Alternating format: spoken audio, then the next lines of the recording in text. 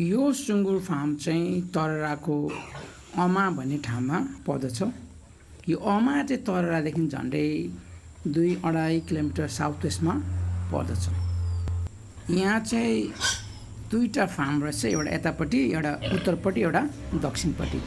यहाँ चाहिँ झन्डै 200-400वटा सुँगुरहरू थियो अनि विभिन्न खालको सुँगुरहरू थियो होइन, सानो ठुलो माउ बिर मेल फिमेल सबै सुँगुरहरू थियो।